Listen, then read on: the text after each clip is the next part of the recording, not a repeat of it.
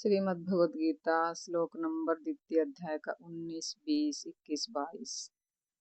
य एनं वेत्ति हन्तारं यश्चैनं मन्यते हतम् उभौ तौ न विजानीतो नायं हन्यते न हन्यते। अर्थात हे अर्जुन, जो इस आत्मा को मारने वाला मानता है तो और जो इसको मरा हुआ समझता है, वे दोनों ही इस आत्मा को नहीं जानते हैं, क्योंकि आत्मा तो न तो किसी समय मरता है कभी और न किसी के द्वारा मारा जाता है।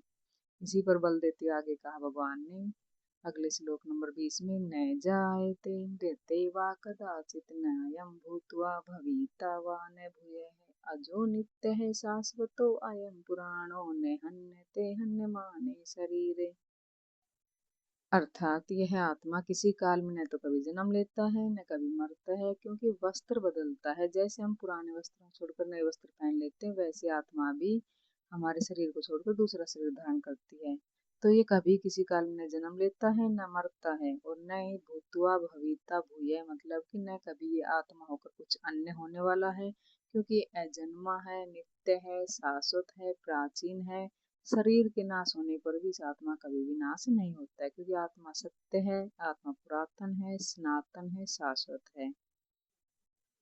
श्लोक नंबर 21 में आगे भगवान ने कहा, वेदा विनाशिनम नित्यम ये एनम अजम अव्यम कथम से पुरुष पार्थिकम घात्यते हंतिकम। अर्थात ये पार्थिव शरीर को रथ बनाकर ब्रह्म रूपी लक्ष्य पर अचूक निशान लगाने वाले प्रथापुत्र अर्जुन, जो पुरुष इस आत्मा को नाश रहित, नित्य, अजन्मा और अव्यक्त जानता है, वह पुरुष कैसे किसी को मरवा सकता है और कैसे किसी को मार सकता है। अविनाशी का विनाश करना असंभव है। अजन्मा जन्म लेता नहीं है, इसलिए शरीर के लिए शोक तुम्हें नहीं करना चाहिए।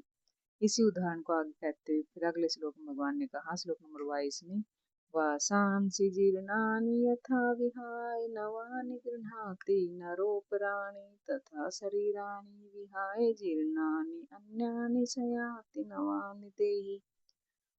अर्थात जैसे मनुष्य जीर्ण शीर्ण पुराने वस्त्रों को त्याग कर नए वस्त्रों को ग्रहण करता है, ठीक वैसे ही हमारे आत्मा भी पुराने शरीरों को त्याग कर नए शरीर को धारण करता है। जीर्ण होने पर नया शरीर धारण करना है। तो फिर अर्जुन ने पूछा कि फिर जो बच्चे होते हैं, शिशु क्यों मर जाते हैं? ये वस्त्र जो है तो ये तो और आगे विकसित होना चाहिए। तो भगवान ने बताया कि शरीर संस्कारों पर आधारित है। जब संस्कार जीर्ण होते हैं तो शरीर छूट जाता है। यदि संस्कार हमारे 2 दिन का, तो हमारे दूसरे दिन ही शरीर जीर्ण हो गया, यानी उसकी मृत्यु हो जाती है। इसके बाद मनुष्य एक सांस भी अधिक नहीं जी सकता, क्योंकि संस्कार ही शरीर है और आत्मा संस्कारों के अनुसार ही नया शरीर ग्रहण करती है। इस प्रकार आत्मा के शरीरों के बारे में आगे बताते हुए, शरीर मृत्यु पर्यंत परिवर्तन होता रहता है, इसलिए आत्मा कभी मरती नहीं। इसकी अजरता अमरता पर बल देते भगवान ने अगले श्लोक में श्लोक नंबर 23 में कहा, नैनं छिन्दन्ति शस्त्राणि नैनं दहति पावकः न चैनं क्लेदयन्ति आपो न शोषयति मारुतः। अर्थात हे अर्जुन, इस आत्मा को शस्त्रों से हम काट नहीं सकते, अग्नि में इसको हम जला नहीं सकते हैं, जल से हम इसको भिगो नहीं सकते हैं और वायु में इसको सुखा नहीं सकते हैं। क्योंकि अगला श्लोक है श्लोक नंबर 24, अछेद्यो अयम अदाह्यो अयम अक्लेद्यो अशोष्य एव च नित्यः सर्वगतः स्थाणुर अचलो अयम सनातनः।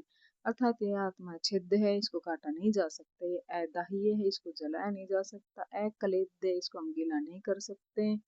और अशोष्य, हम इसको हवा में सुखा नहीं सकते। और आकाश इसे अपने में समाहित नहीं कर सकता है।